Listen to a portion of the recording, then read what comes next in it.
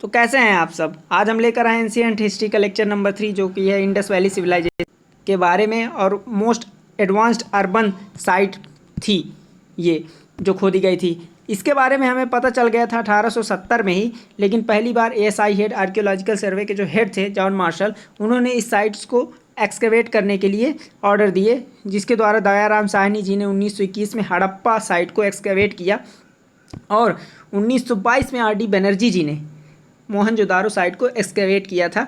ये मोहनजोदारो की साइट है। अब मैं आपको कुछ साइट्स दिखाता हूँ जो इम्पॉर्टेंट साइट्स हैं इंडस वैली की। तो नॉर्दर्न मोस्ट साइट है मंडा और सदर्न मोस्ट साइट है दैमाबाद, ये है दैमाबाद। और जो ईस्टर्न मोस्ट साइट है वो है सुक्ता जेंडर, मैंने क्या कहा, सुक्ता जेंडर, वो ये रही सुक्ता जेंडर। और जो ईस्टर्न मोस्ट साइट है उसका नाम है आलमगीरपुर, ये रही आलमगीरपुर। तो आप इनको देख लीजिए और समझ लीजिए अच्छे से। और चलिए देखते हैं कुछ। तो राखी गढ़ी के बारे में देखते हैं। राखी गढ़ी जो सबसे लार्जेस्ट साइट थी और ढोलावीरा जो थी वो पहली साइट थी जिसमें 3 लेयर की अर्बन प्लानिंग दिखाई गई थी। यूजुअली 2 लेयर की अर्बन प्लानिंग होती थी इंडस वैली सिविलाइजेशन में, लेकिन ढोलावीरा में 3 लेयर की अर्बन प्लानिंग दिखाई गई थी। और यहाँ पे वेल इस्टेब्लिश्ड इरिगेशन सिस्टम, मतलब सिंचाई की बहुत अच्छी व्यवस्था थी। और वाटर हार्वेस्टिंग मतलब जल संरक्षण के बहुत अच्छे तरीके अपनाए जाते थे। और आगे देखते हैं कलीबंग लोथल क्या था, वो मोस्ट इम्पॉर्टेंट पोर्ट था। ये यहाँ से ट्रेड बहुत अच्छे से किया जाता था। लोथल जो कि बहुत इंपॉर्टेंट था। कलीबंगन जो था लार्जेस्ट प्लॉट साइट, मतलब यहाँ सबसे ज़्यादा खेती बाड़ी होती थी और यहाँ से एक हल भी मिला था। Plough was found from this place and bangles were also created here. यहाँ पे जो कलीबंगन मतलब बैंगल्स मतलब चूड़ियाँ कंगन भी यहाँ पे बनते थे। Chanhudaro known for bead industry and creating ornaments. Chanhudaro में बेसिकली क्या होता था कि सुंदर सुंदर जेवर बनाए जाते थे। और हड़प्पा जो मोहनजोदारो फेमस थे टेक्सटाइल यानी कि कपड़े की इंडस्ट्री के लिए। अच्छा, अब आगे देखते हैं।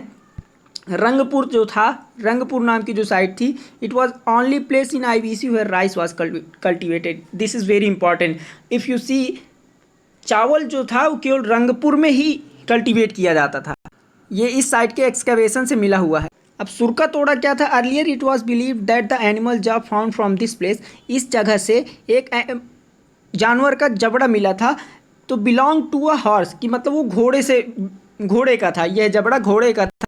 But in light of scientific evidences, मतलब वैज्ञानिक सबूतों के आधार पर, it has been concluded that the horse was not at all known for Indus valley people. मतलब इंडस वैली के लोग घोड़ों को बिल्कुल ही नहीं जानते थे।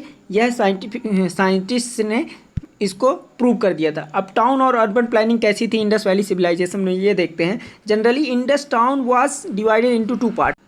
व्हाट आई अर्लियर सेड कि मतलब 2 तरह के थे, एक लोअर टाउन होता था, एक अपर टाउन होता था।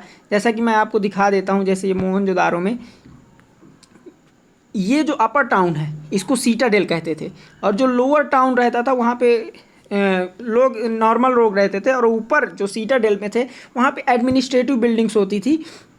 यही यहाँ पे लिखा गया है।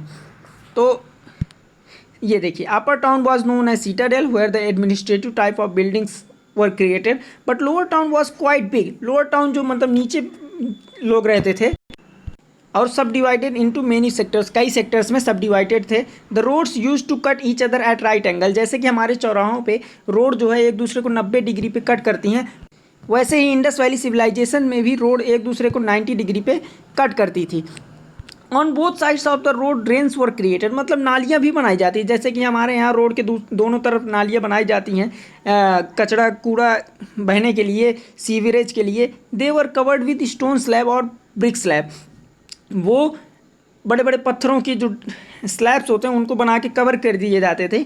Inside the drains one can see the gypsum plastered, मतलब ड्रेन्स जो होती थी वो भी नॉर्मली तरीके से नहीं बनाई जाती थी, उनमें भी जिप्सम के प्लास्टर्स लगाए जाते थे वेरी डेप्थ में। Perhaps it was meant to filter the water and retain the impurity, शायद ये वाटर को रिसाइकिल करने के लिए लगाया जाता था।